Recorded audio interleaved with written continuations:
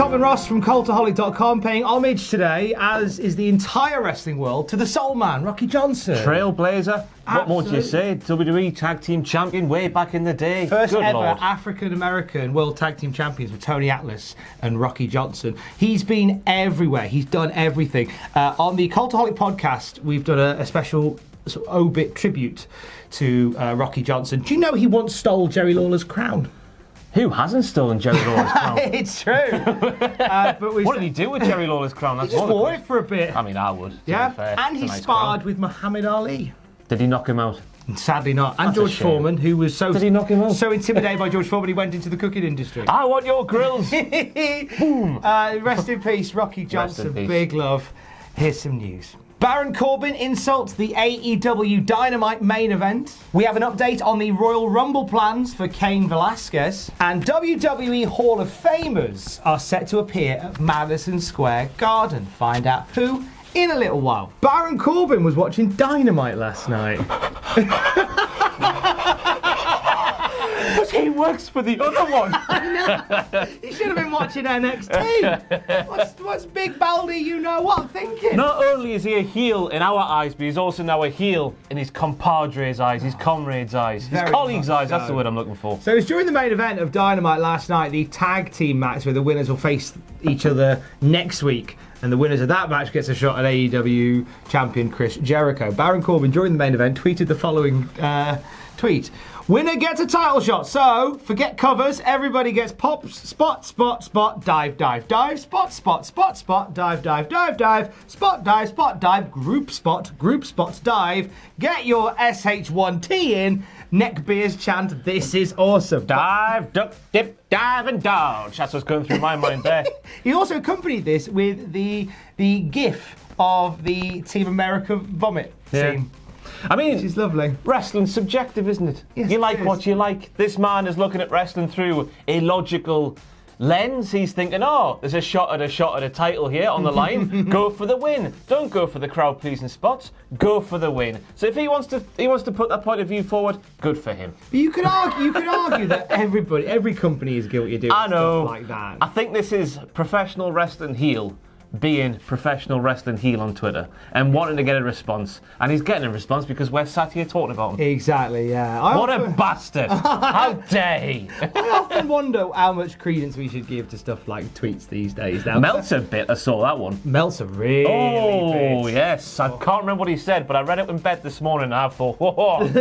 Meltzer was very cross. I hope Corbin doesn't come face to face with them muscles. Oh, Because Big Dave, he's stacked like a proverbial poo house, he is. Big Dave wouldn't spot dive. He'd just punch. Left, right, coma. Kick, punch, chop, block. He's playing Parappa the Rapper. What do you have you seen the match? I haven't seen it yet. I've only been in work for half an hour, so I'm sat here right now. I haven't seen the match, but knowing the players involved, there's going to be a lot of big spots and big dives in there. And you're going to put on an entertaining match. I think that, if Baron Corbin's argument there is you shouldn't put on an entertaining match, you should go for a victory. But then It's a sport, damn that's it! the point. But then the thing is, meanwhile on the other side on NXT, you had some incredible matches. Which, if you were to break down the Broserweights versus South Wales Subculture, which was in the Dusty Rhodes Tag Team Classic, like winners go on to the semi-finals. A lot of that was spot, dive, spot, dive, spot, dive, spot, dive. But it was really, really fun. Yeah. It was a great match to watch. I really enjoyed it. Graded later on. But I think you've nailed it where he said this is just heel being heel. But again, if his preference is like a legitimate sport and aspect of professional wrestling, Mr. Dog Food, Mr. Man in costume, etc. Good for him. You do you, hon. You do you. Staying with AEW, they had some great news before Dynamite aired yesterday. The telly's staying on. I can't believe it's a 10-year deal. That's my immediate reaction. I saw 2023. I was like, wow, a 10-year deal. Then I remembered it's 2020 and we're going to die soon. We now live in basically every sci-fi from the 80s. With no hoverboards. Yeah, so AEW have announced they've extended their deal with TNT up until 2023 at least. So And what's more, Thomas, there's a second bloody show coming to the television, which is AEW Dark, which is fantastic news for me because one of the main issues for AEW, outside of the Nightmare Collective, I'll just put that in there, it's bloody horrible, Thomas. Anyway, one of the main problems I find watching from week to week to week is the assumption that you watch every single second of every single other thing they do. Being the Elite, AEW Dark, they just assume you watch it all. Yeah. There needs to be a middle ground between you. So WWE sort of like reminding you every 5 minutes what happened 5 minutes beforehand, and AEW assuming what you know. Just the middle ground. And hopefully Dark being on the TV now will sort that out. So with Dark, the thing is they haven't out and out said Dark is moving to TNT, but they've announced they're getting a second show. The obvious money is I think I saw they're going to hoy Dark I was in a bit of a slumber in bed this morning looking at Twitter. I think I saw somebody say. I could be unfounded. I could be talking It seems bollocks. obvious to move Dark to that. I mean, they wouldn't want. I mean, AEW, I don't think would want to spend money to do a second show and keep Dark going. Like they would, they wouldn't be careful with how they spend it. But then it's like the whole thing with AEW Dark originally was, it's Dark matches, and then they're Dark matches, but they're on YouTube, and then if they're Dark matches on telly, well, they're not Dark matches anymore. Yeah, what would they have to call it? Like AEW Light. Grey. Put big light on. AEW big light on. Yeah, they'd have to give it. They'd have to surely change it. Dark's a cool name. It's to a give it cool a different name. aesthetic and everything. That's the main thing I hope. I hope they're not going down the brand split route because another company does that. So be different. Oh no. Be different. Oh no, they wouldn't, would they? They might. Oh no. Nightmare Collective's there. Oh no.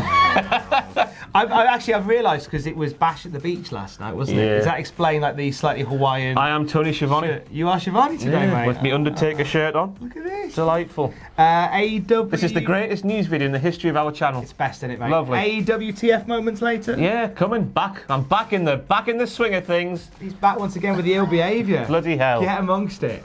On the subject of the announcement, Tony Khan said the following: when we launched AEW 1 year ago, we wanted to start a revolution that would disrupt the wrestling business, but everyone said it would take a strong weekly television partner to make AEW real in the eyes of everyone, above all the fans. What virtually no one realised at the time was Kevin Riley and TNT were committed to this very same movement from day one. Down since day one-ish. Yeah, they have day one-ish. So AEW, very aware, obviously, how important having television is, as is TNT. And I think it's a testament to any show to have been on for 3 months in this episodic format and for them to go, we want to keep you for another 3 years. Yeah. That says it all. I mean, like everyone, we talk about ratings every single week, but the numbers in 2020 are great. I don't believe in this Wednesday night war malarkey. I hate it when people use that phrase. I hate it with all my being. But you can't ignore the fact that AEW, if we are going to compare it to NXT, which is a professional wrestling show that airs on the same night, that's where the similarities end for me.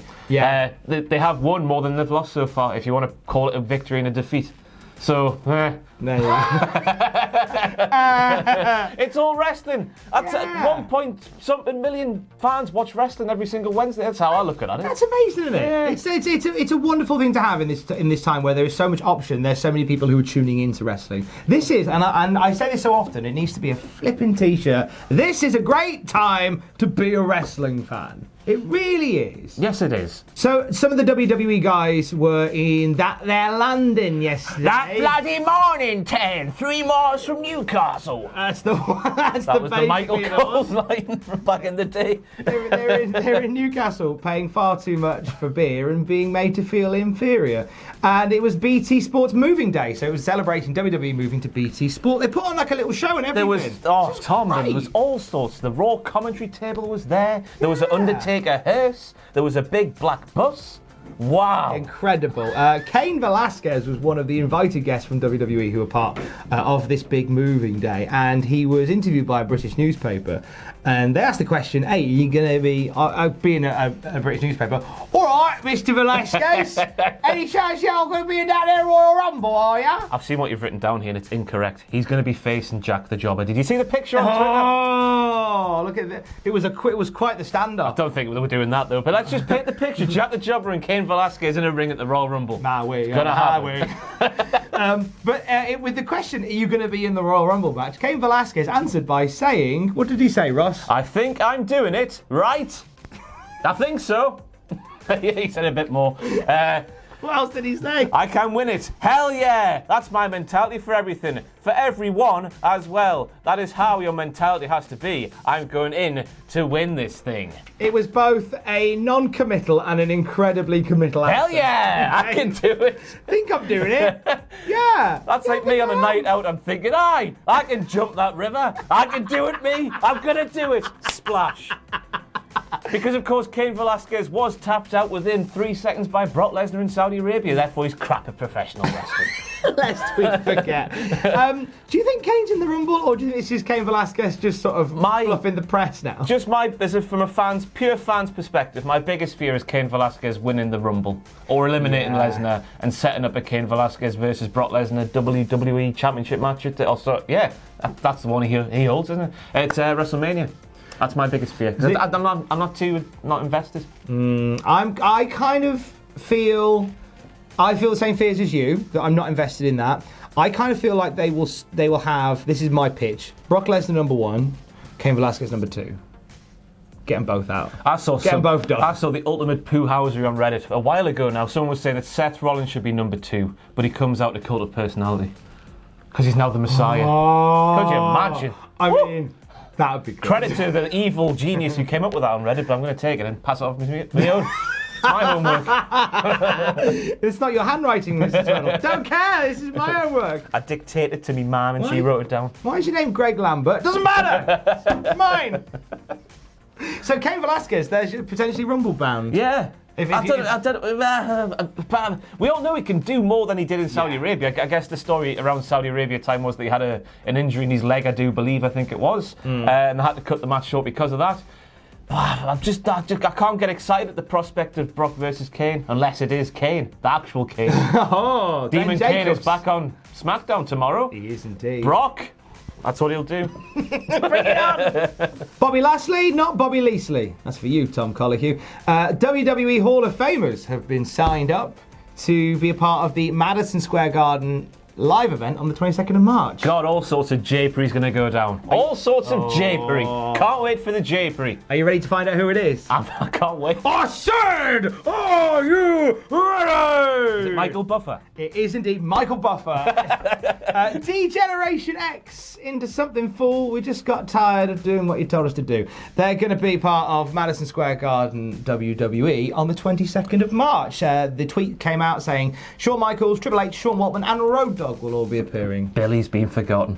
Big Billy is currently busy with Billy Gunn's son over in AEW. That sounded quite sinister, that. Billy Gunn's son. So, thoughts on the DX return? What are they going to do? Are they going to turn up in a tank what they call a tank, which is actually just a Jeep with a fake cannon on it? I always love that about DX. It's a tank! No, it's not, it's just a little Jeep. Are they going to turn up and make some penis jokes and then go home? I feel like turn up, winkle jokes, promising tag team gets abolished. The Revival. Yeah, They're taking a break, aren't they? Come back and you'll beat DX. Honestly, you'll beat them. I wonder and then Road Dogg just shoots on them. I wonder whether they caught wind that DX are going to be at MSG and they went, yeah, we're taking a break. We'll be back March 23rd. Let's just say that's true. That is actually breaking news here from Cultaholic. The Revival heard that was the plans for the MSG house show. Thought, no, don't want to have a reputation tarnished. We don't want to be ascensioned. No, oh my, that's the word. What a shame when you become basically a verb for being beaten up badly. By old men. I've been ascensioned. But I like how they now try and really top load these MSG shows, because there's been a few occasions where they've not sold as quickly as they used to. Like back in the day, you pack out the garden, but now it's not the case. So they always seem to really just throw everything, even at a live event. If you're going to go to a live event, go to an MSG one. Travel from around the world to a live event at the MSG. That's where Andrade won the US title over Christmas. That's where, was it AJ Styles back in summer of 2017, I think it was? He won the US title. All sorts of shenanigans goes down at MSG. The rest of them, they're just a fun night out with your family. They really are. They really are a fun night out. Incidentally, if you're at NXT UK York tomorrow, let's hang out. I'll make some friends and I go to York. Wrestling, come and be my friend. Wrestling friends.